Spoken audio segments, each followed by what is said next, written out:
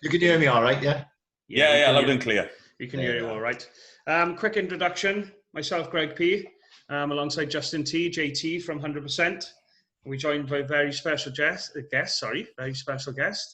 Mr. Pridmore, Ryan Pridmore from the AIC podcast. How are we doing, mate? Yeah, good, mate.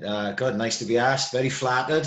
Obviously, when me and Paddy started doing the podcast and stuff, and people ask us to do things, we say yes to everything because you never know when this is going to end. You know what I mean? So it's like someone says, "Oh, do you want to come and have a go at this?" It's like, yeah, 100% we'll have a go at that. But obviously, with you boys, it's different because Greg, you know well, and obviously Justin meeting for the first time, but Greg knows well. I'm a big fan of what you boys do, and we've been trying to push 100% old school on the podcast for as long as I can remember now. So, like you say, we are fans of you, and I know Greg's a big fan of ours, always promotes us as well. So, yeah, we're very grateful for that. So I'm only happy to come and have a little chat with you for an hour. Awesome. I love what you guys do, obviously, you know that. But you just mentioned something to me then about when this all ends, and you have mentioned it a few times on the podcast. So have you got like a time frame on it? Because as a fan, I'd be pretty gutted if you stopped. Yeah, mate. To be honest, mate, when you start something like we started, you think you're going to do 2, and then you get the Lee Trundle at number 10, and you go, hang on, this has jumped a bit up, levels early, and then you do these things and. You're just flying by the seat of your pants, and there's a week where you're going, oh God, what are we gonna do? And then all of a sudden, 2 or 3 phone calls or text messages or something along the lines come in, and all of a sudden you've got the next 6 weeks sorted. And like at the end of that is Leon Britton, and you're going, oh, how did that happen? You just literally, what I'm getting at is you don't know, you genuinely don't know. So there's been occasions where we've all got busy lives. I mean, maybe it's a bit different at the moment. It's all a bit strange, isn't it? But I was working flat out, and I got football with the kids and all this, and sometimes it gets a bit too much. You're like, oh God, I could wrap it in today, know. And then you realise then how good it is and how happy it makes me, especially this lockdown period. Like we talked about it on a podcast. So I went from working 60 hours a week to unemployed. And throughout that time, I'm always out and about with the kids and with my missus and with work and stuff, and then you just literally just confined to the house, And I was in with the kids for 9 weeks, and by the 9th week, my head's gone. So I was looking forward to the podcast every week because it was like 2.5 hours of just fun because me and Paddy always have a laugh, And what came after then was the messages we were getting. I don't think even over the course of the whole 2.5 years up to this point, we had as many positive messages as we had over the last 8 or 9 weeks. Because for everyone who was stuck in, they were going, oh, we've got the podcast to listen to on Friday or Saturday or whatever. It was just giving them a little break from the monotony of being stuck in the house. So it was nice then to feel like you were doing something to help people, I know that's without sounding too up. Same as us. No, it's not. That's not being up your own arse, mate, at all. That's similar to us as well. What we're doing at the minute, isn't it? Is that for me, I'm furloughed at the moment. I'm been in work since middle of March. Probably not going to go back maybe until beginning of November as well. So I mean? It's confined to barracks. It's hard going. So the opportunity to play some records and maybe have a little bit of interaction with people for a couple of hours a week is a big thing for me. Greg will back me up on that. He knows he asks me to play and I'll play. So anytime. Much to other people's annoyance, but there we are. That's the way it is, isn't it? And I echo that. And it's kind of been our release as well for the last 9 weeks. And I didn't, and probably what you guys have done as well for the last 3 years is that it's so time consuming arranging stuff. But it's great because it takes our mind off things. And then we're always bouncing ideas back and forth. But if we were working, we wouldn't have been able to do any of this. And it's only by chance that we're extending this, because I spoke to Paddy and he said, look, mate, I've listened to these interviews you've done, and I've just done it just as I want the people to meet the team, to give the boys a platform to raise their profile kind of thing, so people know them as people. And Paddy said, oh, that's got loads of legs in it, that. And I said, oh, well, okay, then maybe you should come on then. And he said, yeah, me and Prids will be on it. And then obviously then I heard on the podcast that he said it's perhaps better if we do it separate because you've both got completely different start in music. Different eras as well. Well, musically, like, you know, Paddy's 2 years older than me, but musically, we just come from completely, even though we've got, let's say 100% old school is a similar love of what we got, and sort of the escape scene of the late 90s and things like that. You know, aside from that, we couldn't be any further apart, I don't think. Like, you know, Paddy's sort of like an indie rock kid, and I'm the hip hop guy, like, you know, the rap guy. So in the middle, we meet with the dance music that we like, what you guys do, and what we liked back in the late 90s and the early 2000s and stuff, before we grew up and I had to stop being childish. I'm going to skip the part. But, you know, like I say, we do cross paths, Oasis, like, you know, we've been to see Liam Gallagher together, you know, Richard Ashcroft, things like that. Like, my music tastes are quite broad. They always have been. But what I was really, really into from when I was very young was rap music. And, you know, it's mad. Like, I think back now, like, I'm 40. And actually, while I was off, it was, 30 years from when Ice-T released Original Gangster, which was one of the first 2 albums I ever bought. And so it was 29 years it was, because it came out in 91. And it was, like, I remember being into music before that, but it's just like music a year because you're a kid, and you know? I was always into movies, like, and I watched New Jack City, and Ice-T was in New Jack City. And I thought, who's that guy like? You know what I mean? It was something about New Jack City, the film, and Ice-T. And I found out then he was like a rapper. So I remember going into Our Price, and I tell you what I saw at around the time as well was House Party. Do you remember House Party? Kid and Play? Yeah. And Kid and Play were talking about Public Enemy in House Party. And I also saw Do the Right Thing around the same time, like Spike Lee, Do the Right Thing. Yeah. And obviously Fight the Power was with a big song from the film Do the Right Thing. So I remember going into Our Price with my mother, and I was like 11. And they had like a rap section, and I had like pocket money, but I couldn't buy the rap music because it had parental advisory explicit lyrics on the thing. I was too young, you know.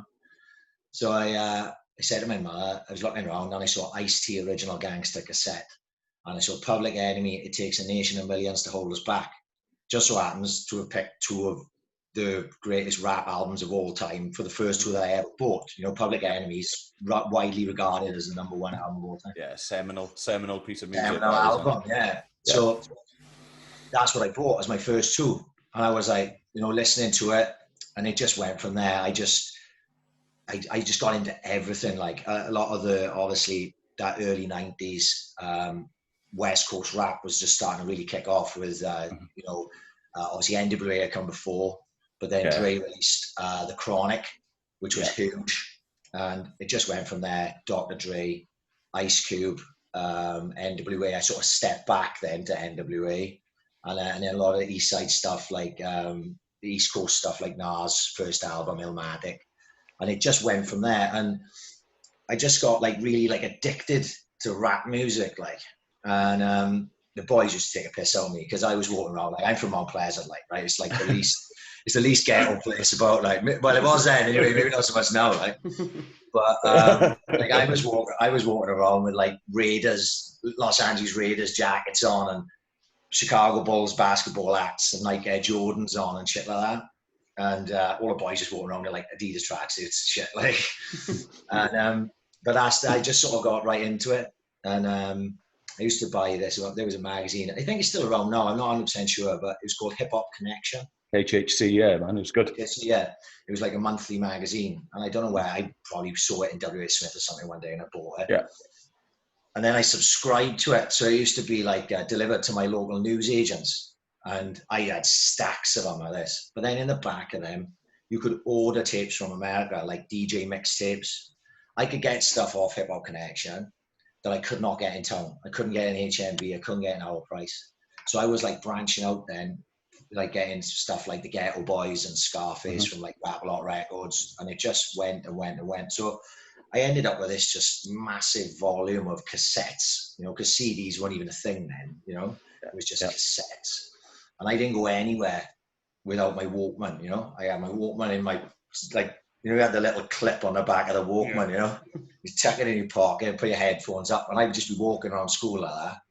And then the boys would say, what are you listening to today? Oh, I'm listening to Ice Cube, you know, the Predator. And then I go, well, let me listen to that. And I take 1 year out of my headphones, and then the boys be listening to Ice Cube or something.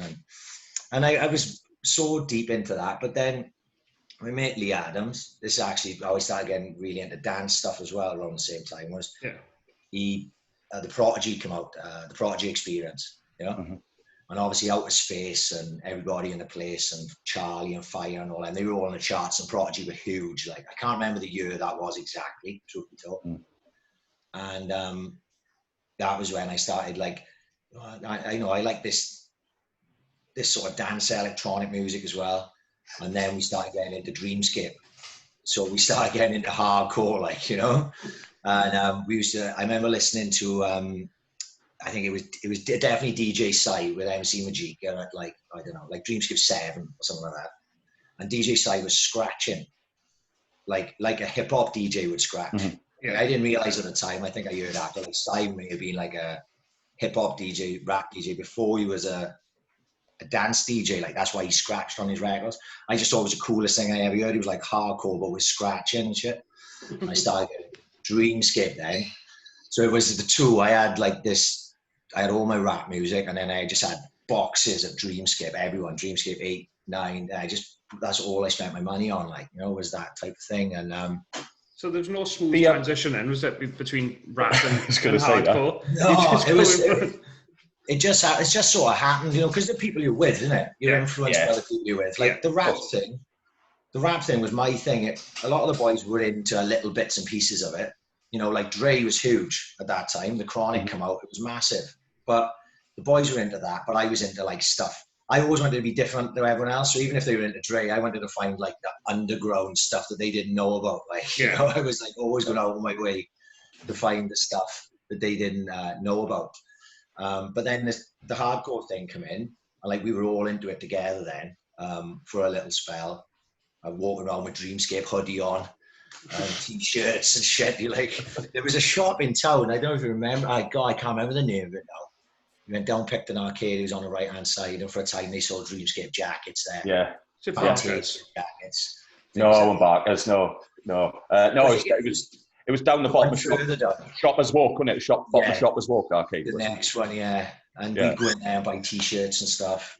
And like you say, you know, it was just part of our, you know, my youth growing up. Music was big, you know, movies was big, and but the rap thing never went away for me. Whereas sort of Dreamscape, the hardcore stuff sort of came and went. And then obviously when I started going to town, when I was 16 when I started going out to nightclubs, like, but you know, I never went to Escape then. Like I was 17 first time I went to Martha's. The boys were working in Martha's as it goes. They worked on a bar. A couple of the boys were older than me, you know. Yeah. And my mate Jippo, it was his birthday. It was his 18th, I think, and me, him, and his cousin went upstairs in Martha's. We used to go downstairs in the bar, you know, but I never went upstairs to the nightclub. And I remember the first night, I remember walking up the stairs, not knowing what to expect. I was just a young kid, like, and it was just like nothing I'd ever seen before in my life. Like, you know, it was like transvestite dancers over here and stuff. And over here, there was all these big steroid heads with their tops off dancing, and everyone was just having a whale of a time. And I'm like, what is this place? Yeah. You know, I was only used to sort of going to like Ritzies and Central Park, sort of, you know, Quids In more actually, because they used to call it Kids In, because we never checked anyone for ID, like. And I went in there and it was like, wow, this is like a different world altogether. And actually not long after then, they sort of Martha's closed, you know, became Quids In. And then we sort of, well, it was actually Paddy probably definitely it was Paddy. It was the first time I went to Escape, you know, because he knew Spielberg, and we were in Quids, and he said Spielberg can get us into Escape £5 head. You know, I don't know what it cost at the time. Let's say it would cost £10. We was going to get it for £5. Like, there was about 5 or 6 of us. We walked over with Spielberg and we went in to escape. And we went upstairs, turned to the right to go into the funky house room, and then pretty much never left. That's just where we were. I honestly can't remember ever going into the main room in escape. It was always, we used to go to Quids in till about 10, and then upstairs, top of the stairs, turn to the right, and we were just there. It was amazing. Like, looking back now, you know, because you're like middle-aged, old, and you can reminisce about these things. You go, God, what a great time that was. You don't appreciate things here until you look back, and that's the thing. That's what I've done. No, like, especially with the DJing and stuff, and the places I played. I never looked back until we started doing these interviews and think, fuck, I played there, played there, played there, played there. Yeah, it's mental. What fascinates me about you, right, is that you listen to something and bang, you're fully into it. It's like, there's no 10, 15 mile an hour. It's either 100 mile an hour or nothing. Pretty much, yeah. Is that your personality as well? I think so. I think I'm pretty all or nothing. Like, yeah. You know, there's certain things in life I'll never. Like, I remember going and play golf, just completely off subject, but give you an idea of what I'm like. I went to play golf and I was crap, and I realised that I didn't have the time or the patience in my life to play this game. So I decided not to bother with it. So that's like, just not even going to play it for fun. That's it. It's over. Yeah. But if I get something that I like, you know, I'm flat out into it. You know, so, you know, my football. Anyone who ever saw me play, like, at the level I played, I was always 150% committed to everything. And like you say, with the podcast, with my work, with my family and everything, I always try to put everything into everything that I'm in. And I say music was the same. I just sort of, and especially with the rap music, I always try to educate myself, like, see beyond that a little bit, not just beyond the music, like, find out about the artists, you know, where did they come from, what inspired them to be this way and write this way and stuff. And, you know, lyricism and that. I think sometimes you can just listen to music, just to listen to music, but I was trying to, like, take in the lyrics. It took me a little while because I was young when I was into hip hop and rap. And now, actually, I find that a lot of the rap that I'm into is a bit more thoughtful, a bit more lyrical driven. And, you know, it's not, let's be honest, this stuff that's in the charts these days is not rap to me. Like, no, you know? No, I agree.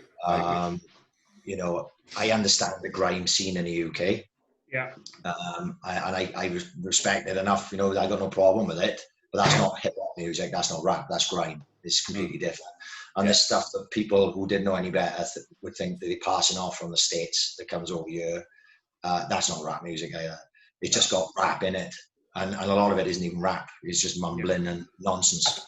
I think a lot of people have realised that it's from a marketing point of view, a commercial point of view, that hip hop sells, right, globally.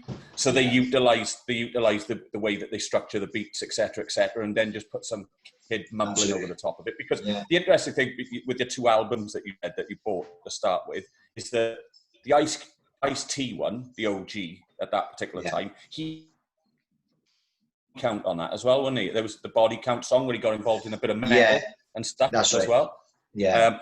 And it came off the back of the New Jack City, because his previous albums to that were very much hustler kind of hip hop. When you listen to Power, or you listen to Iceberg Slim, his earlier albums as well, they were quite hustler street kind of stuff. Whereas this one, I think he was trying to make it more kind of inclusive rather than exclusive by getting Body Count in, they were quite heavy metal. Well, skate punk. It was really, wasn't it, that he was throwing in the mix as well with that. But he caused a lot of problems with the Cop Killer song, didn't he? You know, absolutely, went nuts.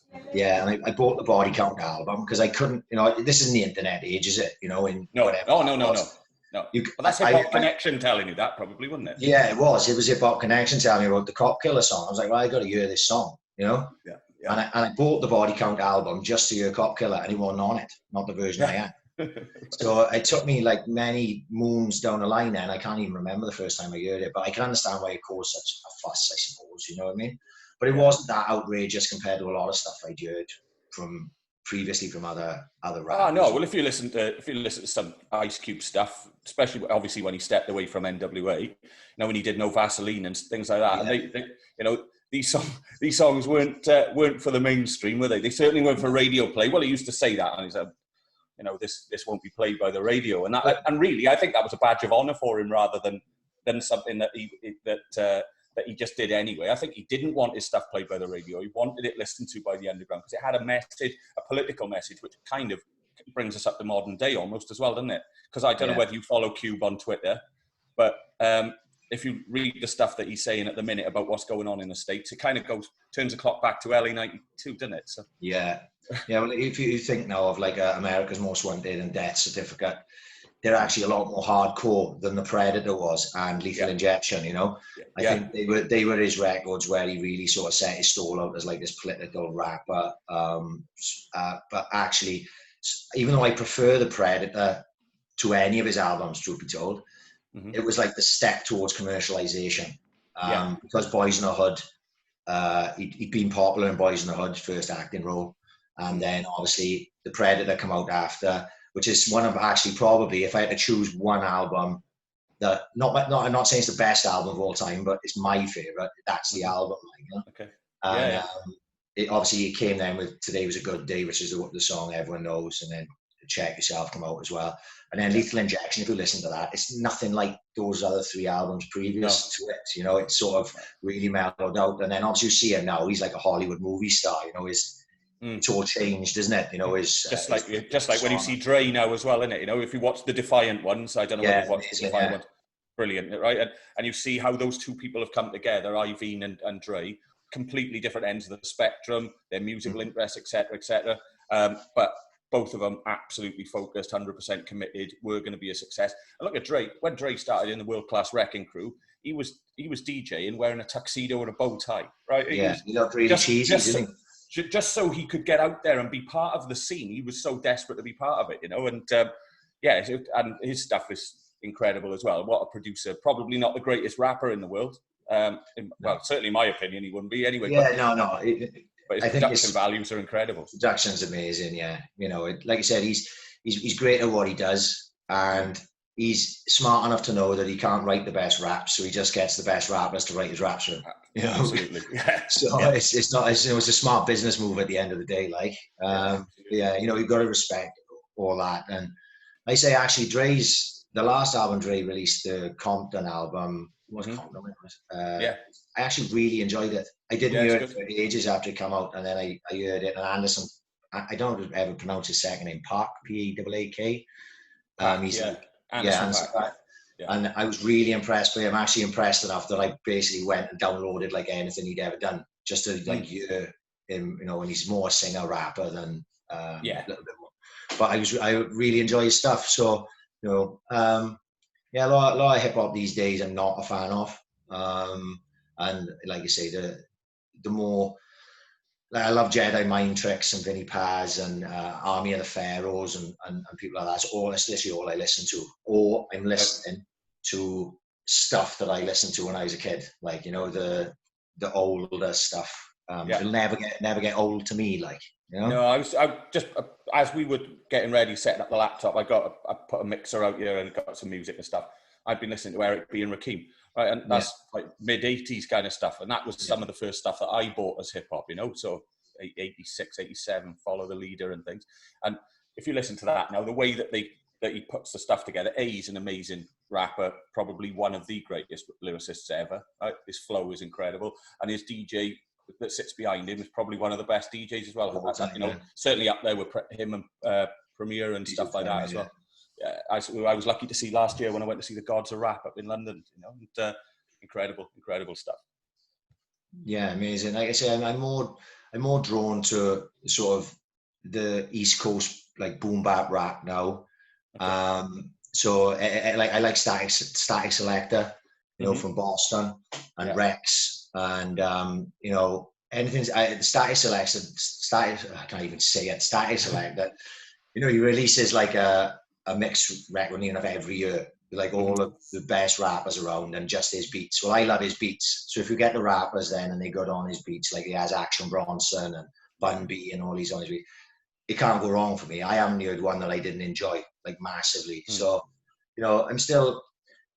I'm not as hardcore into it now as I was when I was a kid. I just don't have the time. I think time is a big thing. Like, you know. Yeah, I think having kids in the car stops you listening to some of it. Yeah, that.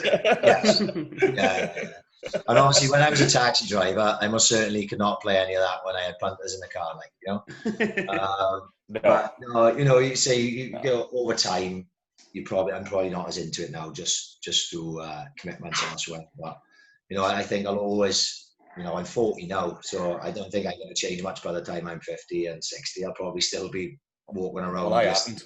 You know what I mean? So, I haven't. I'm 48. I'm 48 next month, and I haven't changed. So it's not going to happen, mate. I can assure you. No. So going back in your teens, then, right? Well, especially the hip hop scene. Did you ever try your hand at being a rapper or a DJ? No, not at all. I look back now and I see what you boys are doing, and obviously me and Ed Colonel, we was in school together, so I've known Ed a long time. Yeah. And I look at what you're doing, and I actually said to my missus last week when we was watching you boys on the weekend, and I was like, I'd love to have learned how to do that. You know, it looks great to do. Obviously, when you're a kid, you're not even thinking about that. I played so much football that I never really considered anything else. You know, I was not, you know, I'm a white guy from Mount Pleasant, and I'm not going to start rapping when I'm 15 years of age. Like, but I would have loved to have learned how to produce, you know, music, just anything creative.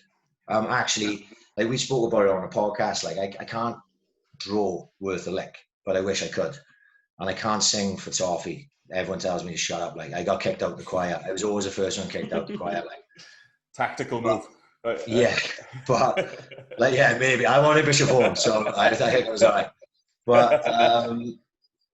But I always wanted to be creative in some way, and it just so happened that my way was the podcast. You know, yeah. I say I can't sing, I can't dance, but I can talk. But you'll go a long way then, if you remember the old Kit Kat advert, isn't it? Yeah. So the podcast came around, and then it fits you like a glove.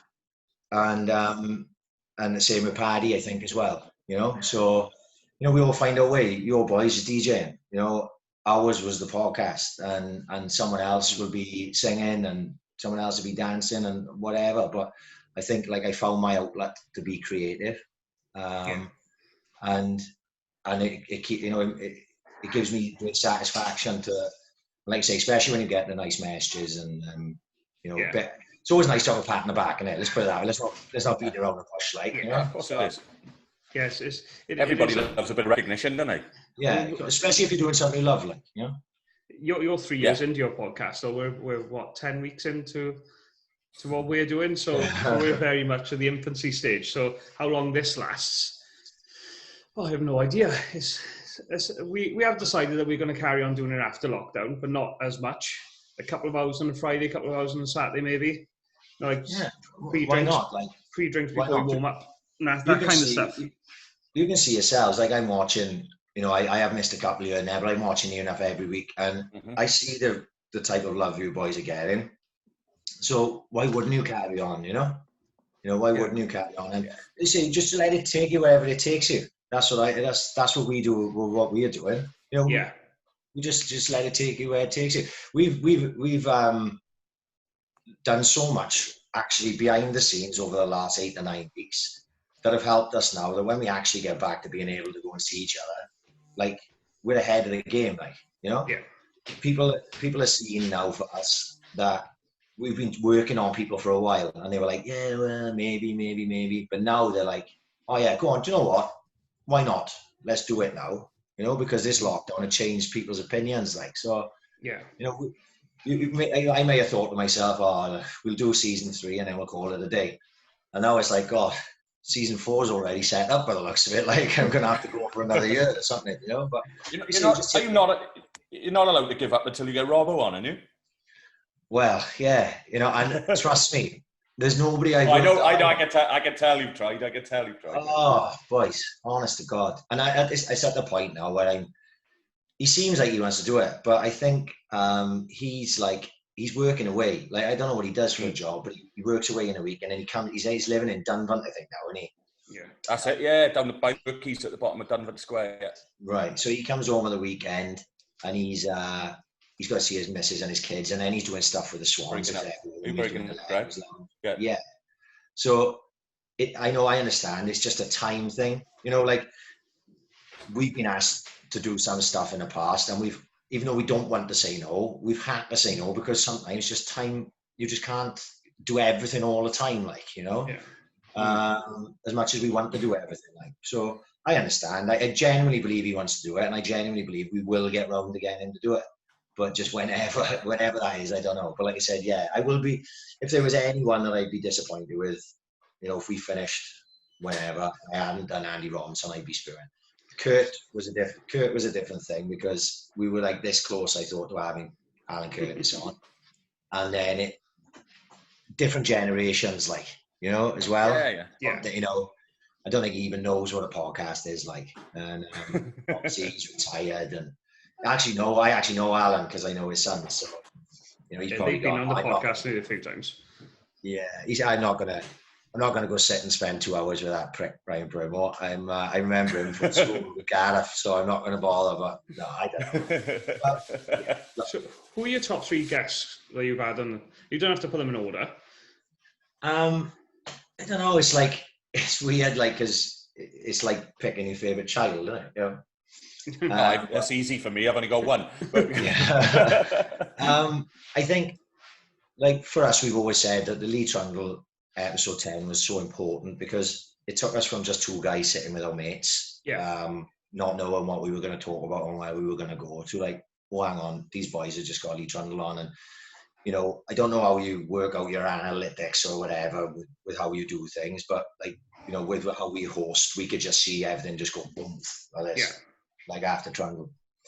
And then when you've done Lee Trundle as an episode, you can use that then to shoehorn other people into doing it. Like, you can go, well, we had Lee Trundle on, you know? Yeah. And then someone else goes, oh, they had Trundle on, it must be half decent, not knowing that we just a couple of chances. And then it just went from there. But like, I think obviously for me, being that I said earlier on, my 3 favourite players were Trundle, Robbo and Leon Britton. Mm-hmm. To have had Trundle and Britton on, you know, when we organised, well, I actually owe it to Stacko. Like, you know, Stacko had run Swansea half marathon, and he went to the Optimist afterwards for a few pints, and I didn't realise Leon Britton likes to have a pint, and I think he's pally with Ryan Hall, you know. And likes 100% old school as well. Does he? Good man. Yeah, he's been a few times, yeah. So Leon was in there, and Stacko WhatsApps me and goes, Prids, Leon Britton is sitting across from me. Do you want me to go and ask him to go on a podcast? I said, go on, Stack. Obviously, Stack had a couple of beers, he didn't care. He walked over, pulled Leon. Leon said, yeah, right. And within 3 weeks, less than that, it was probably 3 weeks we did it, but we organised it within a week and a half. And then it was done. So we've been very lucky that the people have helped us out massively along the way. Like, but Enzo was a big deal for us as well, because I worked on Enzo for a very long time. Like, Enzo wasn't doing anything. He wouldn't do the TTLO podcast. We had asked him, I don't know how many times, and he was sort of like, yeah, and then just sort of palming it off. And then all of a sudden he did it. He absolutely loved it. And I think Enzo could probably come on every week. That's how much he enjoyed it. Like, so if I was to pick 3, those would be the 3 most important, probably, would be Trundle, Leon and Enzo. But, you know, you go along, and I could just go through them all. You know, Westy was huge because no one knew who Westy was. Yeah, I enjoyed Westy. You know, every single one of Westies, and especially the one then when he did with Paul O'Dwyer when they talked about coming across the English Channel on a dinghy. Yeah. You know, that story doesn't make any sense. You know, when you're sitting there listening to it going, oh my God, this is frazzling my brain. Like, it's things like that, you know, the experiences, amazing experiences in your life. So, you know, like I said, every single one of the people that we've had on have brought something different, and I've enjoyed all of them. And then, but I always like really just go back to just me and Paddy. Yeah. Like, they're some of the most fun ones because there's no pressure on you. Like, if I'm having, let's say we're having someone on, whoever it may be, like I will always do loads of research and I make sure that I cover every angle. But no, it's not an interview, you know. Obviously, I've seen your notes. I've seen your notes. Yeah, they're comprehensive. But I just make notes so I can make sure, because my memory's terrible, so I don't want to miss anything. Like, and I don't want to go away going, oh God, I wish we talked about that. So I always work hard. Like Paddy can do a little bit more off the cuff because it's a bit more natural to him. Yeah. So, you know, I work hard to do that side of things, and Paddy can, like, you know, he can just ad-lib off me a lot of times. So when I just do it just me and Paddy, I know that there's no pressure then to sort of get my end right. We can just have a laugh. Like, we just sit there and we just talk shit. We just go off. Last week, for example, like, I had just started a new job on the Tuesday. We were doing the podcast on Thursday, and I was literally flat out. I just have no time to even write any notes. And I sat down, we just started talking, and I went, oh, 2 hours ago. Yeah. You know, there was literally no plan in it. I've also seen Paddy's notes as well. They're very comprehensive, aren't they? Oh, yeah. You know how many times I turned up at his house and he's gone, I was really busy. I literally not wrote a note down. I'm going, don't worry, Pad, leave it to me. I got this. I got this covered. Just because he's so good at what he does, his side of it. You know, as we go as a pair, we know. They say it's no asking questions. You're not sitting there with a sheet of paper going, oh yeah, so what we did, and it's nothing like that. But the conversations, like, we know where we're going and which way to direct stuff, and it's just become a thing. Like, at first we didn't know what we were doing, and we were just having a laugh, and then as it became bigger and better, you've got to try and improve, haven't you? Surely, because you can't. If we were still doing the things we were doing in episode 4 now, everyone would be going, oh, this has got a bit stale, isn't it? You know, this is the same old shit. Like, so you always got to come up with ideas, and I think if I've added anything to the podcast, that it's always been that. It's just fresh ideas all the time, whether it be artwork or you know, just things of that nature, different ideas of things to come up with. And this lockdown period was always going to be tough because there's not really a lot going on. So, you know, week to week, if you've got football and boxing and MMA, rather than say, and music and films and this and that, but when nothing's happening in the world, you've got to come up with stuff. So you just sort of winging it and hoping that this will work and that'll work. And like the recommendations thing, that's what I come up with. I was sitting there. I was going to talk about that. Yeah, I was just sitting there and I was like, what are we going to talk about this week? And I was like, looking through Netflix or something. I was like, I wonder if I could just recommend a few films off Netflix for people. You know, just an idea. I thought this may work, this may not. And then people were messaging me going, can you recommend these type of films next week? So people were asking me to do that. I was like, all right. So then it's nothing but time on my hands. So you're just, innit? So you're just sitting there going, right, okay, I can do that. Yeah. So we'll talk about war films this week. And I'll tell people where they can get them, whether they can get them on Netflix, whether they can get them on YouTube, you know? And it just went like that, and it creates 30 minutes, 40 minutes of content then that people are listening to. So I say you've got to try and keep it fresh, keep the ideas fresh, and keep moving forward. Like, you know, I think if we get to the point, if you asked if when I thought I would finish it, it would be the day that I thought that I didn't have any ideas left. If you know what I mean? I think that would.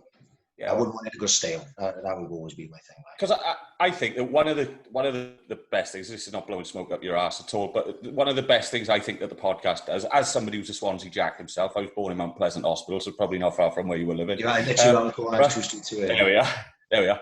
And it is how Swansea-centric it is. Right?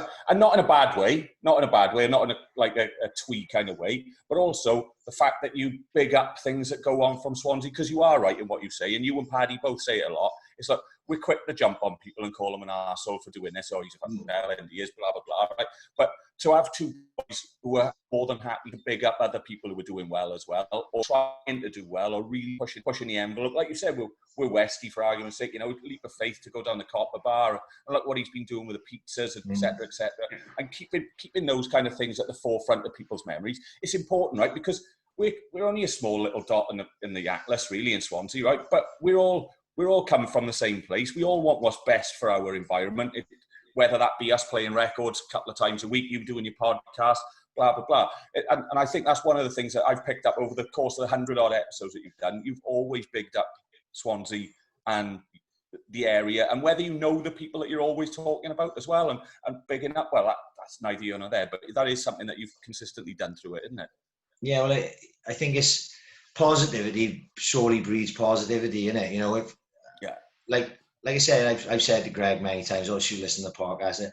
You know, we don't big up 100% old school because we're looking for something from you, like just using it as an example. We big up 100% old school because we're fans, and that's genuine. There's no bullshit there. Like that is absolutely genuine. You know, my missus never went to Escape. She's a little bit younger than me. She's like 4 years younger than me. She never went to Escape or anything like that. So we were like the first week you did the lockdown live, you know, stuff. We were listening out the back garden. I had my little Bluetooth speaker on, and I was playing it off Facebook on my phone through my Bluetooth speaker. The weather was lovely, wasn't it? You know, I was sitting out the back. My missus is listening to it, and she's going, "It's good, this is." And I was like, "Yeah, no, I know. This is what like Escape Room 2 was like. You know, all the funky house and that." And she was like, "Really?" And then we started talking, and I was like, "Yeah." I said, "Greg will get us down my 100% old school when they go live again." She said, "Oh, heck, I'll come with you." So it was just like the 100% old school stuff has become our soundtrack of our lockdown, like every weekend. So of course I'm going to talk about it then on the podcast because it's something, you know, that I love genuinely. Yeah. It's content but that's not really, but it's just like, I just want to be positive to you guys because you guys are making me feel positive because, you know, it's something I enjoy. And then the same with anyone we've ever talked about positively. Like, you know, we don't, you know, we talked about Denny's for argument's sake. And when we talked about Denny's, it was such a long time ago. I didn't even know Leon, who runs Denny's and all that then. And Paddy talked about Denny's and he said about Leon as opening Denny's in Swansea, and I didn't know anything about it. And then all of a sudden, then Leon's like, "Oh, boys, you talk about Denny's on the podcast. Can I host the pod? Can you host the podcast upstairs in my, you know, meeting room? Like, you know, you can do that if you want." And then all of a sudden you build this connection. So it's just weird how little sliding doors things that we talked about have happened. And in some ways, like with yourselves, I hope anyway, it's brought some eyes to what you're doing and to anyone really, because like I say, we're not doing it for free this or free that. It's just we do it because we're just two boys talking. If we weren't being recorded and we were sitting in a pub, we'd be talking about the same shit. You know? And it's everybody bigging each other up. Like obviously I support you as much as I can. There's Leon with Denny's and everybody's like supporting each other in their own thing, if you know what I mean. I think you've got to. You look at this lockdown, Tony, and you can see how people sort of banding together, like, and sort of like trying to help each other instead of being no one has to be in competition all the time, you know. Like actually, just recently, as regards to podcasts, like no, we weren't the original podcast in Swansea. You know, TTLO podcast will always be the original podcast in Swansea. And obviously, you know, Di and Lily, especially Di helped me a lot with setting up with the podcast and stuff. And I was like, if I can help someone set up a podcast down the line, I'm going to give it my utmost to help them. I'm not going to look at them as competition and go, "Oh, fucking hell, I don't want them to take over what we're doing." Like, that would be the furthest thing from my mind. So literally recently, like Chris Ware, obviously me and Chris been mates for a long time. Chris started his podcast. I spend like an hour on the phone with Chris, like making sure he's got everything he needs, like, you know. And then if Chris's podcast does well, I'll be so happy, like I'll be so proud that I could have helped him in any way to get started, like. And then I had a message from Jamie Bradnam and Ryan Michael, who started the Open Arms podcast, mental health podcast, which is actually something that we stumbled over really accidentally, me and Paddy, with so many people messaging us saying how much it helped them, you know, had mental issues and stuff. And we were like, God, we didn't expect this type of thing. And then this podcast has started, and I think those guys would be better really specialising in that thing than me and Paddy would. So I spent another hour on the phone with Jamie, do this, do that. They've already done 2, you know, and they've been successful. So it makes me feel good then when I look at Twitter and I see Open Arms podcast getting retweeted and I see Chris's on Facebook and I'm going, yeah, shit, I helped that in some little way, like even if it was just to inspire them to have a go. I spoke to you when we set up our podcast and just asked you where you hosted it, and I know exactly, yeah. You know, I'll always help. I'll never turn around and go, "Oh God, you know, there's too many now." You know what I mean? It don't make no odds to me because we're not getting paid per listener. So we're not getting paid in general. you know, we've been, I know it's always a joke, isn't it? We've been operating at a loss since day one. So, you know, we do it because we love it. So none of these is going to make any difference to what happens in my life. I wish them all the best. And I wish I, you know, genuinely, like, you know, and hopefully we can all be successful, like, you know, and we're not stepping on each other's toes in any way whatsoever. You know, like I said, I just want to help the best I can. You know? And people think that as well with the music thing, because obviously you've got us doing our thing on the weekend and sometimes in the week. And going back to what your missus said, she hadn't heard the music before. She's messaged me a couple of times saying, "Oh, are you going live tonight?" "Oh, not tonight." "Oh, I got a bottle of wine." I got a bottle of wine, which has meant that I thought obviously she knew about the music before this, but it's even more. It's even more. My missus is a little younger. See, like I was, she was 18, I was 22 when I started seeing her. So, you know, working back through time, at 22 would be 2002, 2003. So, you know, Escape in the Park was going then, when Escape was still going. So I go Escape in the Park, so she never came with me. And then, you know, she was just a little bit younger, and she was more like the nightclubby Time and Envy. Yeah. So it just never was a thing for her, really. And then obviously with this started with lockdown, and you know, I think she's always like soulful music and things like that. She's like, you know, singers and that. So when you're playing like a remix of like Aretha Franklin, say for argument's sake, or something along those lines, you know, that funky sort of soulful house music. Yeah. She loved it, and that's what I love. To be honest, I love all the sample remix stuff and everything. I just think it's fantastic. So so she's right into it. Like I said, it doesn't surprise me that she messaged you. Yeah, she messaged me on a Tuesday or Wednesday night. She said, "Oh, you're going live tonight?" And I think it was the first week or the second week we decided not to do it anymore in the week because there's a bit of overkill. And we said, "Oh, we're not going to do it tonight." "Oh, go live. I've got a bottle of wine." I just cracked open a bottle of wine waiting for you. Yeah. Sorry. It's so accessible. That's the easy thing about it. Like pretty much everyone got Facebook, haven't they? You know what I mean? Yeah. So and now because of my searches, 100% of us was just I just literally click on my search, 100% of us was there. Just click it, and then click that, and then we're away to go. Like, you know, connect my Bluetooth speaker. You know, if it's not normally we've gone on out the back because the weather's been great, isn't it? Yeah.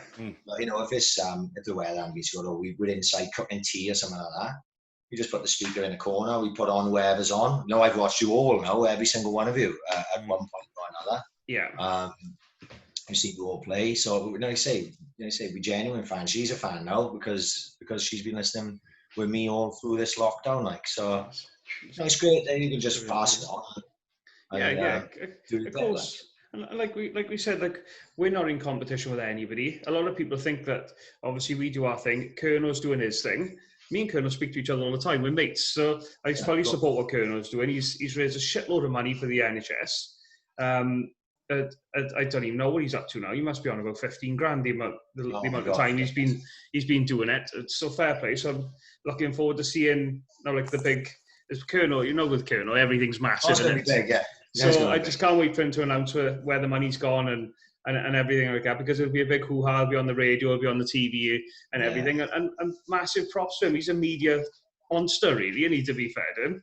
But we're not in competition. And then some people, you'd like lock in, they say, "No, don't listen to him. I was like, no. There's enough for everybody to go around. You can listen to us on Saturday. If you listen to him on Friday, it's no problem.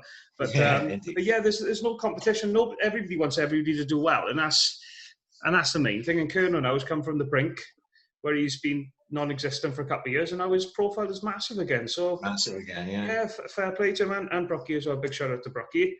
But keep doing your thing, boys. I think they need to continue it as well going forward. And like we said, and exactly the same as a podcast game. There's plenty to go around.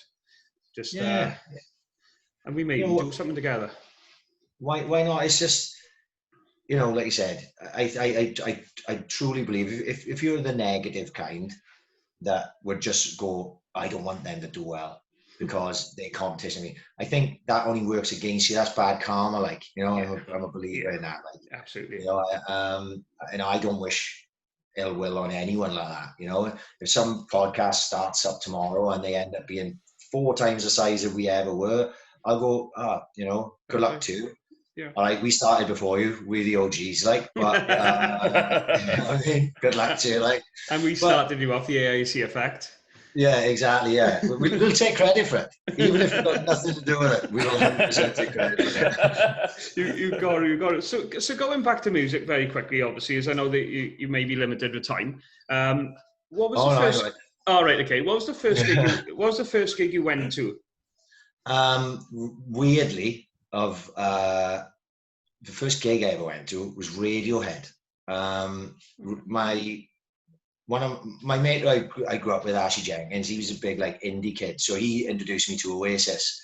So around like when Oasis came out, I would say 94, something like 95, when definitely maybe come out, I can't remember exactly. I was listening to hip hop. I'm sitting there listening to Wu-Tang Clan, you know what I mean, and like all that. Because End of the 36 Chamber hadn't long come out, and we used to play Championship Manager constantly, like down his old man's flat, and he'd be putting Oasis on. I was like, what is this? Like, put some rap on. He's like, no. These are going to be the biggest band in the world. Yeah. And you sit there long enough and listen to it. And like, I wasn't open-minded. You start to like it then, didn't you? Yeah, I know. And then obviously became an Oasis fan then through that. And I remember him he started getting into Radiohead. And I think I played the Bends, the Radiohead album. And then OK Computer come out, which was with Paranoid Android and Karma Police and all those. And I loved Karma Police, Paranoid Android as well. And I can't claim to be a Radiohead fan now, but for that little period, I was really into Radiohead. And he bought, for my 18th birthday, Ashley bought me tickets to go to the CIA, as it was at the time, the CIA, to watch Radiohead. So I was in my house. I played football on a Saturday afternoon. My 18th birthday was Saturday. And Ashley came down to my house and said, right, get ready, we go in. So where are we going? So we're going to Cardiff. I got a surprise for you. I jumped in. He had this little black Micra, right? Like 1 litre Nissan Micra. It was crap. And we used to go everywhere in it, mind. It never had any petrol in it, but we always used to go everywhere in it. And he drove to the CIA and literally plonked it on a curb outside the CIA. And we just jumped out, went in, watched Radiohead. And they had support bands on. I can't remember who was on now, though. We watched Radiohead. It was amazing. You know, I'd never been to a gig before. I had seen bands because we used to drink in the Bryn. Yeah. The Bryn always had bands on. The Penny Drops at the time were the Brit Merlin band, you know? Yeah. So I saw the Penny Drops, I don't know how many times. But as regards a real official gig, it was Radiohead in 98. And then, like, I was never really a live music guy. I never really, when I heard rap music live, I was never such a big fan of it. I just preferred it recorded. I think a lot got lost in a live gig. Yeah. I never really went. And like I'd go to the Vault and see bands like anyone else. I won't call that a gig. You know, I went to Escape in the Park near enough everyone. Like, you know, I remember the afternoon when I saw Eric Murillo in one of the tents, and it was just still, it's the set that stands out in my mind as amazing. Who sees Eric Murillo at like 4 in the afternoon on a Saturday in Swansea? Like, you know, it's just like, it's one of the biggest DJs in the world. And, you know, things like that. And actually, when we were going away all the time on boys' holidays, like we saw Nigel Benn DJ in Fallaraki, like, you know, like random DJ sets like that. We were in a 18 to 30 reunion once, and they used to have everyone on. They'd have like Tony Hadley, right, in the afternoon, and they'd have Sonique in the night, right? Because Sonique was big at that time. It was like when that big tracks, I can't even remember it now. And Feel So Good, she did, didn't she? Feel So Sorry? Good? Was that Feel So Good? That's it. And you've just would know it. Yeah, she was on in the night. She was the big PA like for the night. But we were standing there this Saturday afternoon, and we were all wrecked. You know, it's like a long weekend. And Paddy goes, "I'm sure that's DJ Slipmatt over there." I goes, "You what?" Because obviously I remember Slipmatt from like the hardcore stuff, you know. Yeah. And then obviously I think Slipmatt went a bit more drum and bass in after, I think. Mm-hmm. But he pointed over, he goes, "That is 100% Slipmatt," because he had seen Slipmatt from his Martha's days. So he knew what Slipmatt looked like. I didn't know, because all I knew was Slipmatt was a name on a cassette, you know. And Slipmatt played a house set on a Saturday afternoon in Skegness, Butlins, right? And it was one of the best things I've ever seen in my life. You know what I mean? It was one of the best things to ever be part of, you know? And just sort of things like that. But more recently then, I went to Finsbury Park to watch Liam Gallagher, which was, you know, that's a once in a lifetime 50,000 people. Richard Ashcroft playing an acoustic set before Liam Gallagher plays. Just unbelievable. I saw the Killers live, Stereophonics obviously recently in Swansea. Yep. But gigging is way more Paddy's thing than mine, like, you know. Obviously I go out, you know, I go with the football if I can and stuff, but I've been to see a few gigs, but it's not really ever been something that you speak to Paddy now whenever you get around to speak to him, and he'll spend 90 minutes just talking about the gigs he's been to, like, you know, this year, you know, before lockdown, like, so. But yeah, I do love going. I love going, you know, with the boys, and you have a laugh, you know, and it's a great time. But yeah, I can't claim to be the biggest gig goer, like, but I never forget that Radiohead gig, you know. So, which is your best gig? The best gig would have to be Liam Gallagher. Okay, would have to be. It was such a good day. We travelled up on train, and we were staying in London for the weekend. So we travelled up on the train, went over to Finsbury. And it was mental. There was so many people on the streets in Finsbury Park. It's like as if they, outside Finsbury Park, it's like as if they just closed the place down. They were playing all day. It was like a mini festival. It started at 3, and they had like 8 acts on, like. And they hadn't mentioned who. They knew it was going to be a special guest, but we didn't know who it was going to be. I think people suspected it was going to be Richard Ashcroft, but nobody knew. Like, we all wanted it to be Richard Ashcroft. Yeah. And just 1 hour before Richard Ashcroft came on, it was like released, you know, Richard Ashcroft is going to play 4 songs acoustic, and it was the most mesmerizing thing I've ever seen in my life. Just one man on a stage with a guitar playing to 50,000 people and got him in the palm of his hand like this. Unbelievable. Like, Liam Gallagher was as good as Liam Gallagher was, and he was amazing, don't get me wrong. I went away telling everyone how amazing Richard Ashcroft was. Yeah. I was like, I've just seen something special, like really, really, really special. And had a whole new respect. I've always liked the Verve and Richard Ashcroft anyway, but after watching that, after seeing him live that day, it was just a whole new level of respect for what he does. He's just, and if you see the Gallaghers, Liam Gallagher talks about him like he's God, you know? So that shows how important he is in that type of music. He's, you know, once in a lifetime type of thing. To see that live, just absolutely fantastic. Knocks spots off everyone I've seen. And I got to be honest, I've never been to a bad gig. You know, Killers were amazing. Everyone I've seen, I've been pretty lucky, like, you know. Just that was going to be one of the questions, worst gig, but obviously if you haven't got one, what's the most random gig you've been to? Oh, I don't know. Well, you take a pick of some of the things you see when you're abroad, isn't it? You know, you know, I've seen Sticky Vicky. You know, so I don't know. As regards gig, I'm not 100% sure. Like I say, I didn't do a lot of gigs. I've probably only been official gigs, like live music gigs, not including the vault where I've been a load, and pubs where I've seen bands. I've probably only been 4 and 5. Obviously, Skate in the Park, I was there every year, you know, from the beginning to the end, pretty much. I loved it, and like I say, that Eric Murillo was the one that stands out for me there. And we never really did the main stage, you know, in Skate in the Park. They had all the sort of more trancey in it, yeah. A bit more PA sort of. That wasn't really for me. Like, you know, I would look at the sets and I go, oh, can we get there for that? And then we'll go over there to have a look at that. And always had a great time there. It was one of the days of the year you just pray and it's really warm. Yeah. So you go down in shorts and t-shirt and a pair of trainers, like, you know, and just have a great day. And then just seeing all the people standing around on Sketty Road and on a Mumbles Road after in a right pickle at 11 o'clock. Absolute pickle.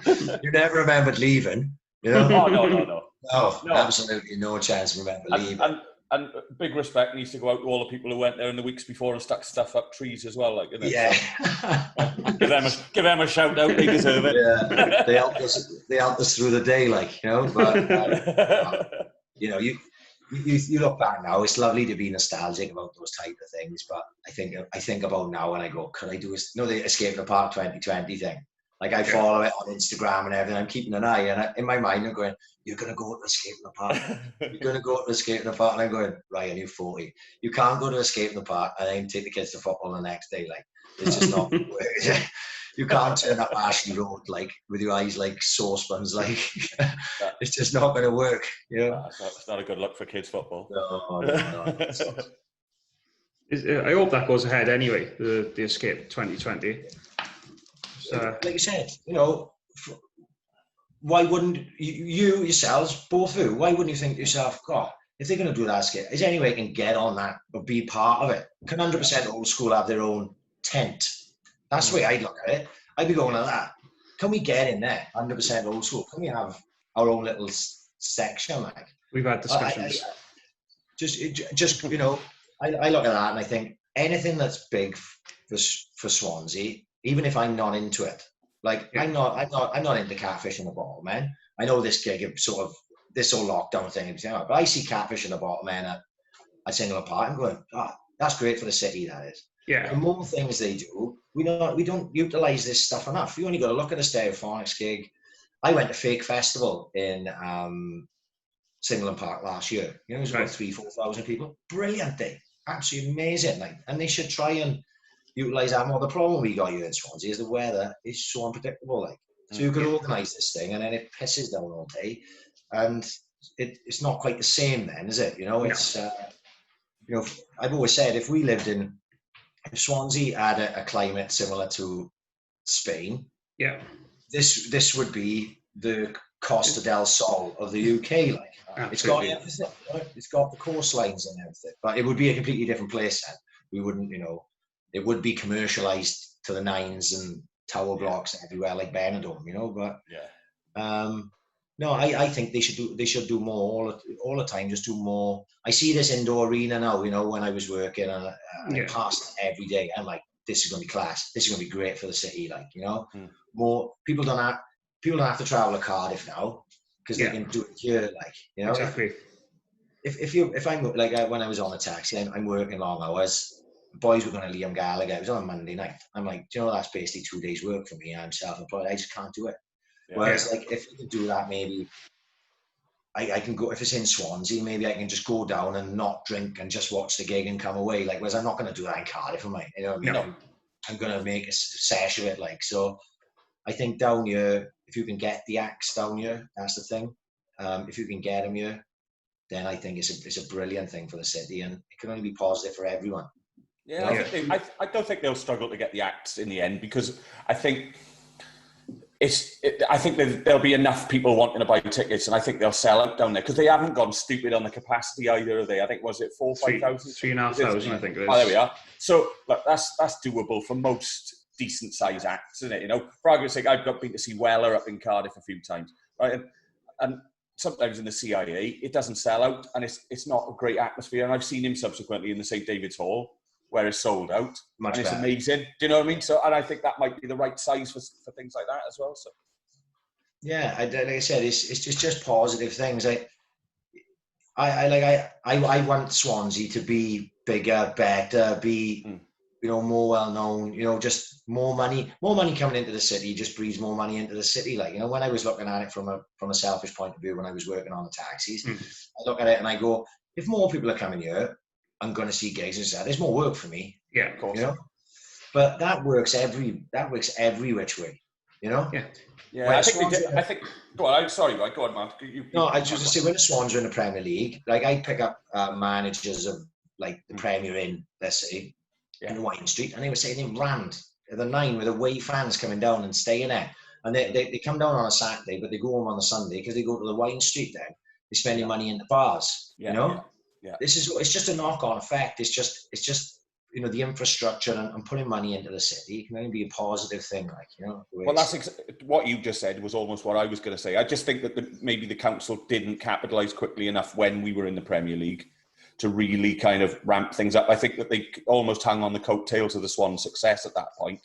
And now that they're finding that obviously revenue will be down because there's not so many people coming in, which is natural. But they've got to look for alternatives, and maybe they've had to spend a little bit of money now. I just wish they'd done this indoor arena 10 years ago. So when the Swans were in the Premier League, We'd had a Premier League team. We would have had a first-class venue to see first-class bands. We got a brilliant nightlife anyway. Yeah, you know, people at Swansea will turn up at the opening of an envelope, wouldn't they? So, you know, it's you know, there's no problem with that. It's just, I just wish they'd maybe done it 10 years before. But what are you going to do? What are you going to do?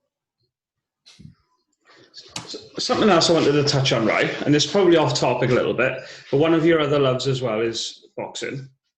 Yeah. Which obviously you're very passionate about, and it's music related, really. So you've had a few unlicensed or white collar fights, or whatever you want to call them. What was your intro for the fights, and why? Oh, right. So when this is another ideas thing I come up with.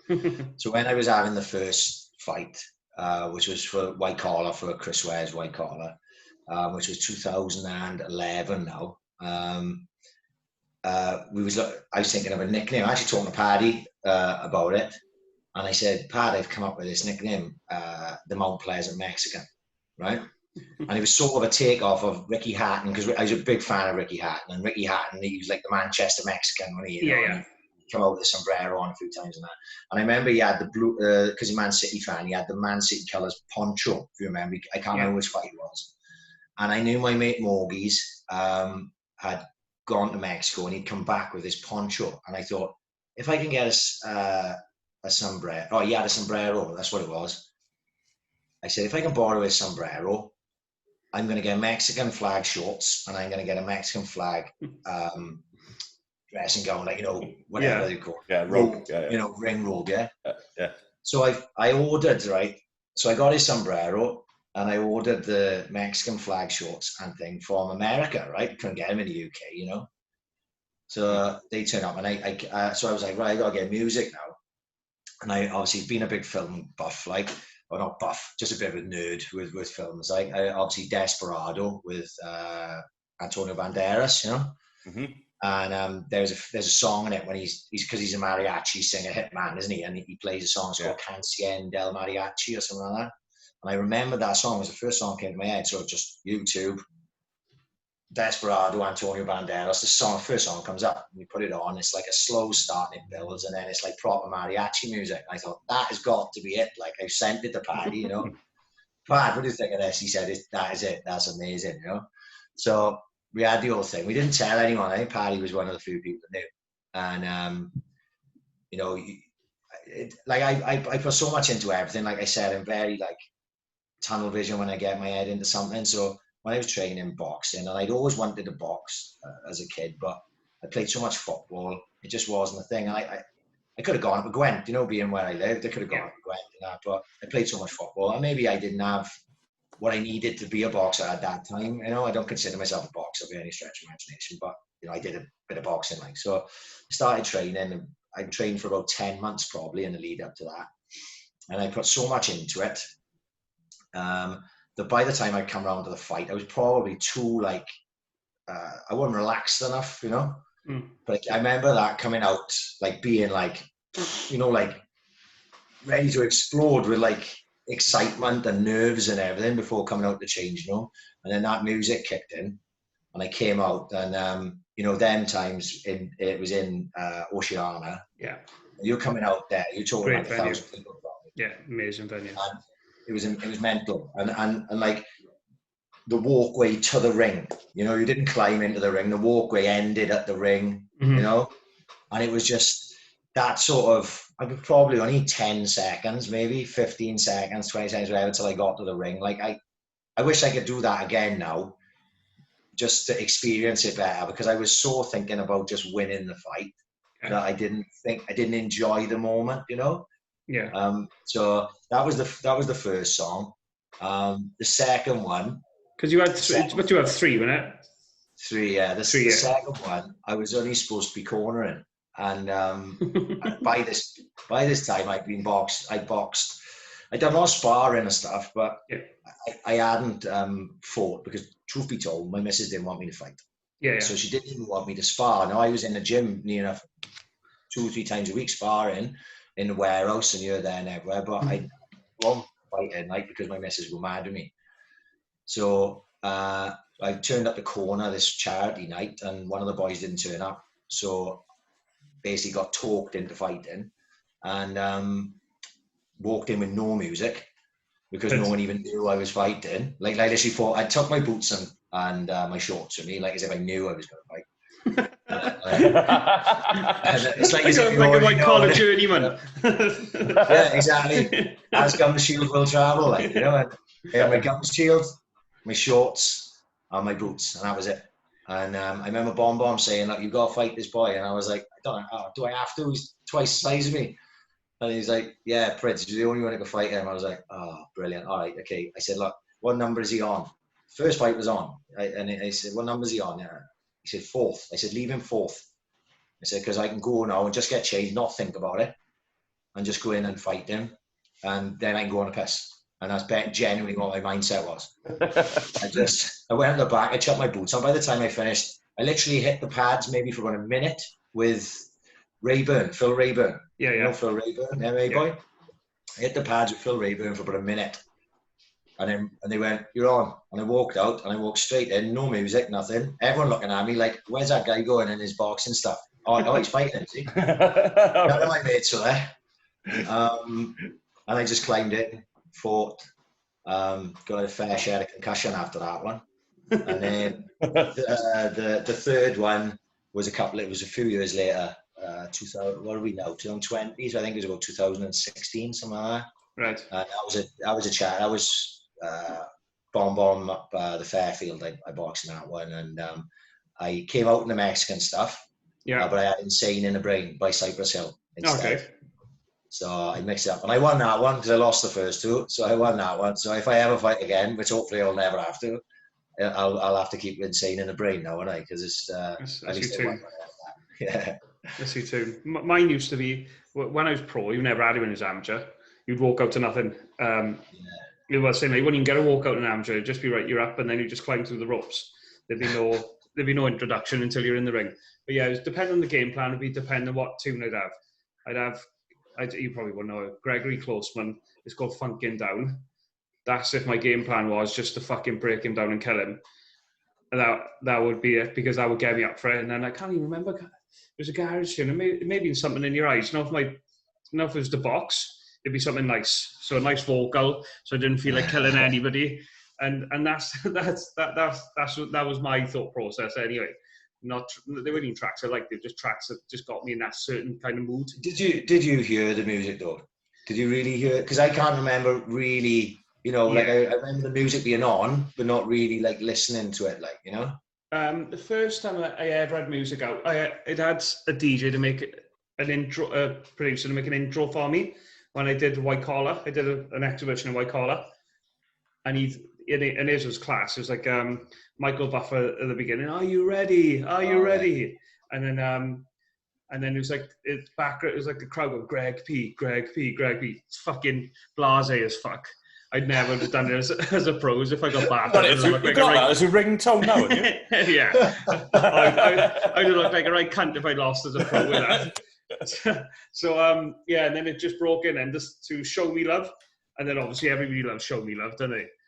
And so that was the first time I ever had it. But yeah, I was too scared to do it as a pro. You just look like an absolute twat if you got fucking headed up by some fucker. But that was the mood. I always wanted to know, obviously, because you love the music, which I know, and you love the boxing, what your thought process is as to why you chose those tunes. To be honest, there was a lot of songs that afterwards I sort of thought, like, obviously being a big rap fan, I would have loved to come out to some big rap tunes, but I didn't think that people would know them. I didn't want to come out to anything actually anyone would know, because I'm always trying to be different to everyone. Yeah, that's my problem. Like, that's why I did Canción del Mariachi, which nobody really knew. Like, a couple of people picked up, and I was getting pulled out. It was, "That's the song from Desperado, isn't it?" I was like, "Yeah, glad you knew." No one else knew, but you know, so that's enough for me. Like, Yeah. And there was few hip hop tracks, and I still now, you listen to music, you go, yeah, you could be enough box fans. This would be pretty good to walk out to and things. But no, like I say, the second one I didn't have any music, but I did did that, the beginning of Insane in the Brain. Yeah. It's like, do you want to get crazy with SA? Don't you know I'm not? And then it kicks in. Ding, ding, and I thought that would be good if I was walking in from the back to the front. Yeah. But what I didn't know was in the Fairfield, they put the ring right next to the stage. So you literally, the changing rooms are behind we were changing in the hall in the back, and basically in like a cupboard. And that's genuine. Fairfield, yeah. You know what I'm talking about, right? And I walked out of the cupboard, right, through the curtain, and the ropes were literally right in front of me. So I was like, oh, that was a bit of an anticlimax, that wasn't it? I wish I could have had a little bit more of that music before I get in there, but you know, that is what it is. Like, it's a good experience. Look, like I say, I loved it. I did it. Was I great at it? Not brilliant, but I give it everything I had, same as everything I ever do. Yeah. And I wouldn't change it for the world. Like, you know, actually, you know, Grant, I'm sure you're the same. You box much higher level than me, but there's times there you sitting down and you go, oh, I'd love to just one more little sparring session or something, you know. And that's why I'm excited. Like, you know, that Chris is opening across the road from my house with the Funky Pump. It couldn't be in a better position for me, because, you know, I got no intentions of fighting anything. I'm too old for all that, and I don't have the time to train. I understand. I think people think you can just jump in and do it. You can't. You have to put a lot of time into it. You have to respect it, otherwise you can get hurt. It's not like playing football.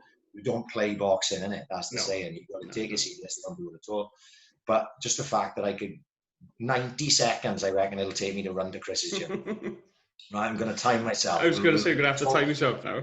We'll talk about that on the podcast, but as long as the traffic doesn't stop me, I just think I get there over 90 seconds. But, you know, I can go there and I can just hit the heavy bag, and if there's boys there that I know, they'll take me on the pads and stuff like that. And just to be there, I'm so excited for that. There'll be somebody there for you to spar as well if you wanted to do that. There's always somebody there in there for a couple of rounds, move around. Like I said, mate, it's another. I had a bad concussion after the second fight. Like, for a long time, I wasn't like, I was sort of a bit spaced out. Like, I just find myself just staring off into space, like, whoa. And I sparred with the last time I sparred with Ryan Drazy. No, one of the last times, the time before I sparred with Ryan Drazy. He was training for a fight. I hadn't been training. I'd been training, but I hadn't been training for a fight. I just went and jumped in spar with him. It's a number of years ago. This was about 3 years ago. And he caught me with like a nothing shot just up above the temple here. Sort of half-parried it. And it just rocked me. And I remember going home. It was on a Friday. And I remember going home, and I was like a space cadet all weekend. And I was like, Ryan, you're not taking this serious. If you go and spar with it, like Ryan Drazy now is like 21, 22, 23. And very competent as well. Yeah, for his level as well, he's very good. He's very good, Ryan. Right. He's had loads of fights now, you know. Yeah. And I can't be putting myself in those positions where I can get hurt. So I thought, no, look, just don't do it anymore. If you want to grip the bag, that's one thing. If you want to hit the pads, that's one thing. Yeah. But don't be sparring, even though I'd love to. And it'd be hard for me to say no. So I still spar with Chris. I still spar with Chris now and then. And just to tie me over, like, get a good. I just get a good beat in and think, oh fuck, I'm nowhere near the level I should be. And then I done sparring him for another 3 or 4 months, and he brings me a good training, and he always brings his gum shield because he knows I'm always up for it after a few months. And then he give me another shoe in.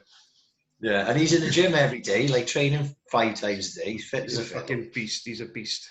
Yeah, he is an animal. But like I said, another place, you know, Greg, we talked about it loads on a podcast, and genuine, because I loved training there. It was my most fun time I ever trained when I was back and forth there all the time. And I always thought to myself, if they could just open it, not Funky Pump, just in general, if someone opened a gym in Cymru Industrial Estate, I'd be so happy, because I'm always strapped for time. Yeah. I can just get there, get in, get out. And then who goes and opens a gym there? Chris. I couldn't have worked out any better for me. No parking either. I won't even have to park. Yeah. Bag on the back with my gloves in and my wraps and all that. And 90 seconds, that's what we're going for.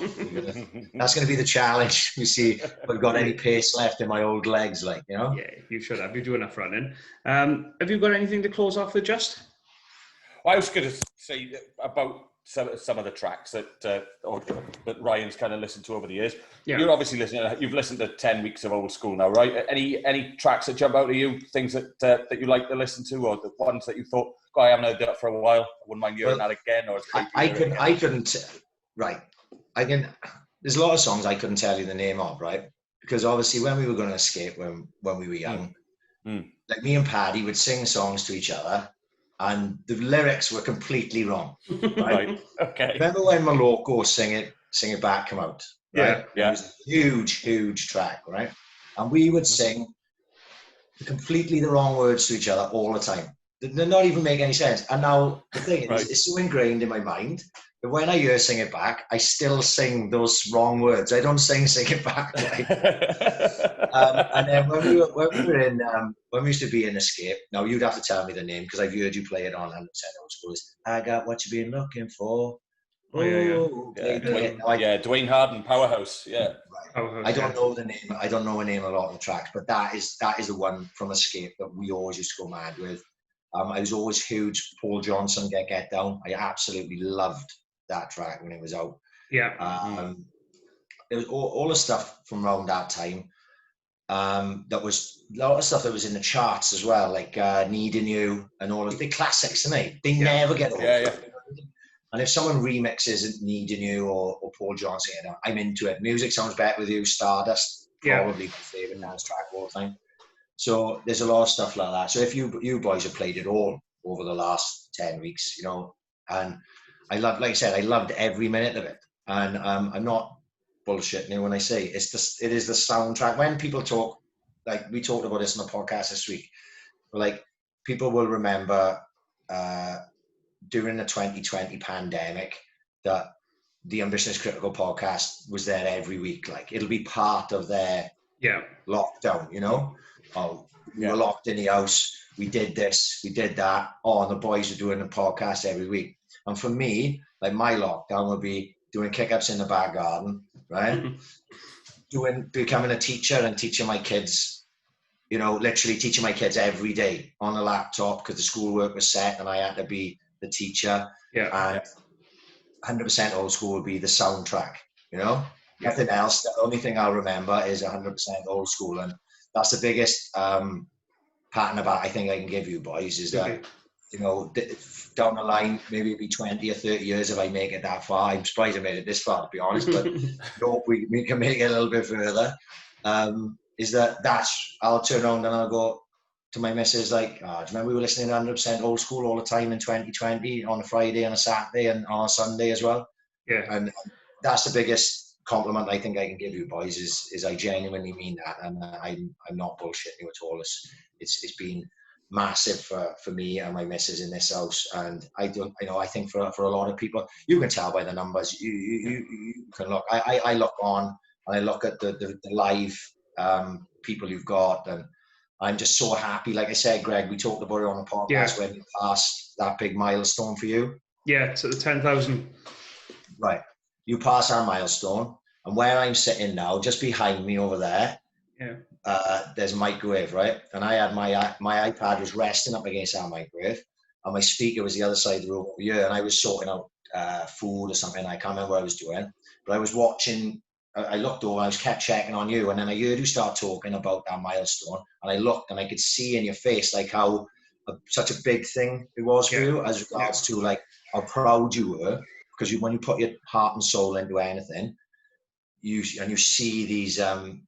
It's only going to give you this massive boost of confidence, and I could see it. That's what we talked about it on the podcast, and these type of things have happened for us. Say we get analytics with Buzzsprout that we host on, and we see them, and a lot of times we don't talk about some of the stuff because we don't want people to think that we like, oh, look at these pricks, they just talking about this. But I'll send stuff to Paddy. Only this week I did, and I was like, Pad, look at this and look at that, and you go, oh my God, this is just, how can this be happening that we have had listens on every single continent on the planet, and how is there listens there in China, and how's this somebody listening in Argentina, and you just go, this doesn't make any sense, does it? And I'm sure you know why the Chinese people are listening to you because of the stuff that you're saying and got it right. So that's why they don't. Conspiracy theories. Absolutely, my Huawei phone's going to have to go in the bin because the Chinese government are onto us. But like I said, we made a novel of it. when I saw that, 6 listens in China, there's 15 minutes of content, but there, no, we'll have a laugh about that. Like, that's one of the things I didn't tell. That's one of the things I didn't tell Paddy about, because you want to get a genuine reaction in when I tell him on the podcast. So like you say, I just wish you nothing but the best, and I wish it just gets bigger and better for you, because I can see how much all you boys love it. I see boys like Carl Newman every week. We laughing at him, how excited he is and how happy he is that he's DJing live. Begley more recently, I see, and his kids are jumping around in the background and everything. I just think it's brilliant. Like I said, I'm a genuine fan. I wish you all the best, and I do genuinely hope that you could get your own tent at Escape in the Park. That would be my dream for you if we did it that way. We're in discussions. It's just we have discussed it. Nothing's confirmed because obviously everything is going on. But yeah, we have had discussions. There we are. Like nothing's confirmed though, so I'm not saying that we're playing there. I'm not saying that we're on the lineup, but I suppose an announcement will come soon, and we'll probably know just before. You know now, if you get that tent, it's the AIC effect. The AIC effect. Without a shadow of a doubt, because I mentioned it, 100% AIC effect, because that's what we do, and it's all just a banter, isn't it? We'll have a banter, like you said. If you were there, then we're going to be there. So, like I said, I wish you. Tina will have to take the kids in on Sunday. Oh God, I think my old man will have. She'll be with me, I think, after that. So my old man will have to take him instead. So yeah, cool. Like I said, thank you again, boys, just for everything you've done. And I don't think that I'm the only one who would like to thank you after all this is said and done. Because you've helped a lot of people out. Give people a bit of direction on a weekend, innit? Or Friday, let's get a bit of old school on. Saturdays, get a bit of old school on, whatever. It's giving people a routine. It's giving us a routine as well, because like Justin is furloughed, as he said, he wouldn't be doing much, but it gives a lot of people the routine that perhaps they're missing from not working. And like I said, I found that when I started the Kick Up Challenge on Instagram, it just started as a joke, and then it became my motivation. I was getting up in the morning, was doing schoolwork with the kids. Right, we got this. We're going to start the schoolwork at 9 o'clock. Yeah, and they're not keeping them in class like till 3 o'clock in the afternoon. We're just doing little bits of schoolwork, and then someone would set a challenge, and then I'd go out and I'd try it, and then throughout the day I'd go back and forth. I couldn't do it straight away, and it just gave me something to the monotony of being stuck in the house is hard, and like you say, the same with 100% old school. I'm going at this for my weeks, right? We're going to do schoolwork, we're going to do kick-ups. Thursday I'm going to do the podcast with Paddy. And then Friday, Saturday, Sunday, I know that I've got 100% old school if I don't do anything else. So, like I said, it's all just become a part of this thing that we're all living through and hopefully coming towards the end of. And maybe we can all prosper when we get out the other side of it. That's what I hope for. Can't wait for the first party. Just can't wait for it now. Yeah. Well, Tina said she's coming, 100%. Good. So good. She'll be messaging you before I message you, Mike. It's all right. As every event you come to with me, your name's on the door. You know that anyway. Yeah, well, the thing was, when my name was on the door last time, someone else got in on my name. And I thought Chris Jenkins is going to knock me out. But don't put my name on the door. We'll have to come up and get tickets out. You showed Chris your Facebook as ID to get in. Yeah, it is. That was my first reaction. I was showing my Facebook. There's not many Ryan Pridmores in the world, let alone in Swansea. So I thought maybe you'd let me in on that. But was it Miser coming, wasn't it? Was it Miser coming on you? Miser, yeah. Paddy come down. Paddy was walking in front of me, and Miser, he must have mentioned to Miser that me and Prids have got Greg has sorted us out guest list. So he said to Chris, I'm on a guest list, Paddy Cullen. And he went there, and Miser looked over, saw my name. And he went, I'm Ryan Pridmore. And obviously Chris, I hadn't met Chris at that point. Obviously met him since because he was on the podcast. And Chris just let him in, didn't he? And Paddy got upstairs and was like, Mice, he's walking down behind us. And I got there and they just left me in a lurch. But to be fair to Chris, he did let me in. So I did have to take a body shot off the British champ, thankfully. Yes, brilliant. Well, thank you very much for your time, Ryan. Oh, thank you for having me. That's flown that out. Fucking hour. I told you when you said an hour, I went. I knew. We thought we could stretch it out a bit longer. So happy days. Justin rang me. He said, over an hour. I said, Pridmore does love to talk, man. He said, as it goes, Ryan just said that to me. Like I told you, I can't DJ, I can't sing, I can't dance, but I'm pretty good at talking. So you know, this is good. The podcast tomorrow, so hopefully I got another 2 hours in me or something like that tomorrow. It's your time to plug the podcast for people who've listened to it or listen to you guys yet. Right. The Ambition is Critical podcast, or at the AIC podcast on Twitter, at Ambition is Critical 1997 on Instagram. Paddy runs the Instagram. I run the Twitter. You can get us on iTunes, anywhere you can get podcasts, apart from Spotify. You can get the Ambition is Critical podcast.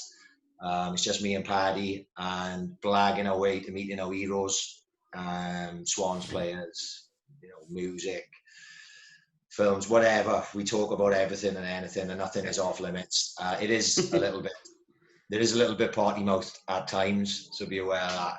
But it's always a good fun, and always we hope it's always in you know, good spirits anyway, the banter. So you know, hopefully we can get some new followers off this, and like you say, we help each other out, don't we? You know, absolutely. And actually, Greg, I bought myself a 100% old school T-shirt and mug yesterday. Oh, did you?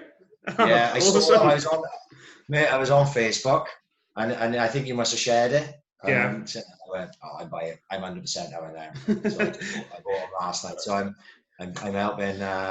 helping fund you as well. Thank you very much. That's non-profit as it goes. They did want to make a profit, but I said no. But Daz, who came on, it's a bit of a mad story. Daz, who came on, he played for us. He did a guest slot, and he said, "Oh, Di Crocker done this T-shirt. Give a shout out to Di."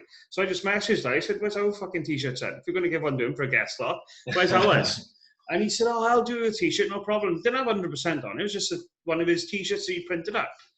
So he said, "Yeah, right, no worries." And then he said, "Right, what sizes you boys?" And I told him the sizes.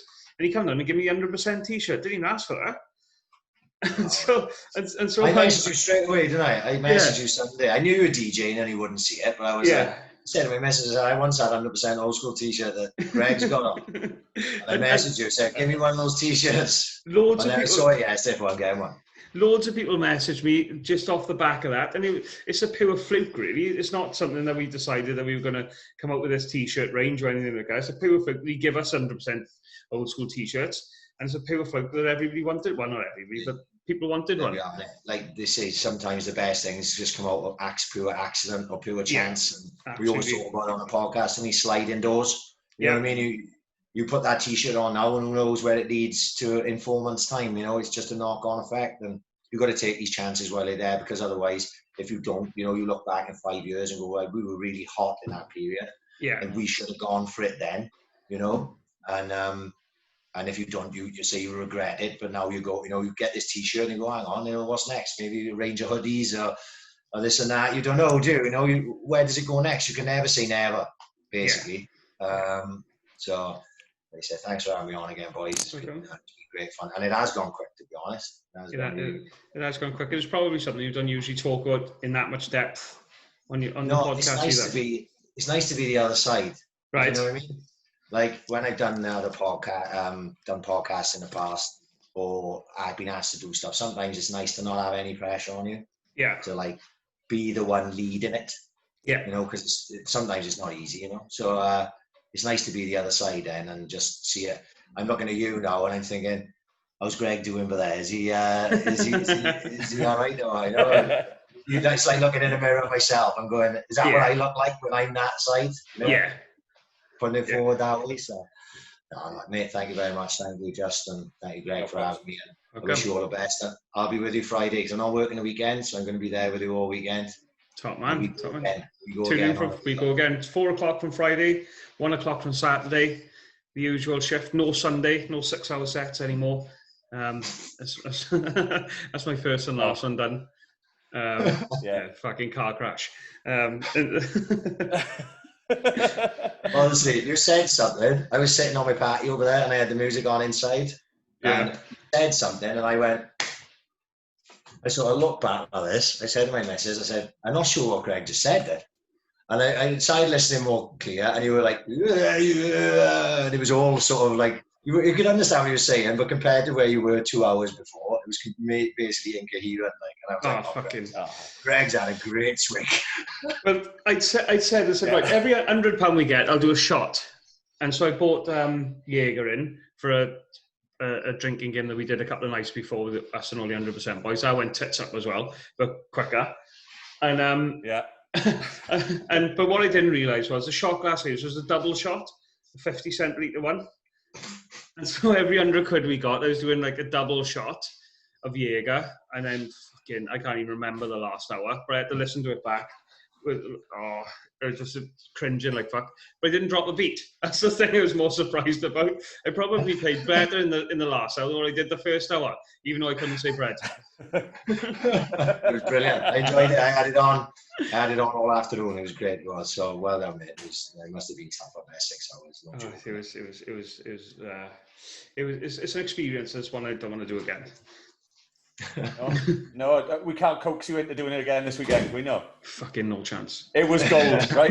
Obviously, right. We got a WhatsApp group to go in as well, right? And it was absolute gold on there, right, with the stuff that was going on. And he made the mistake. If you want to shout out, send us your name and stuff like that. So I'm putting random names into Facebook, right? Stupid names into Facebook. He's calling them all out, all of them.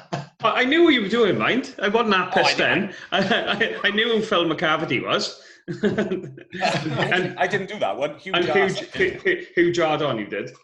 Hugh Jars and Amanda Hug and Kiss. Yeah. You had to double check Amanda Hug and Kiss as well. Yeah, it took me a couple of attempts to get that out. But it's all for good crack. It was good. It was good fun. Excellent. It was good fun. It was decent music, and it was good. It was good crack, and all for a good cause as well. The boys want to go to Benidorm, so now we can pay for it. So there we are. Brilliant. Worth every penny. Worth every penny. Thank you very much for your time, Ryan. No worries. Thank you for having me, boys. Absolute pleasure. First guest on. And there we are. We talk about that in the podcast. I'll give that to Paddy tomorrow. Paddy had to have the A side of the podcast. and the crazy thing is, it was Paddy's idea for us to get other people in. And he said, "Oh yeah, me and Ryan will do it." And then you've nipped in front of him, but he'll be next. Always the opportunist, isn't it? You know? So awesome. No, thank you, boys. It's been brilliant. Have a good night, mate. Cheers, thank you. Take care. Thank you, boys. All the best. Peace out. Ta-da. Ta-da, boys.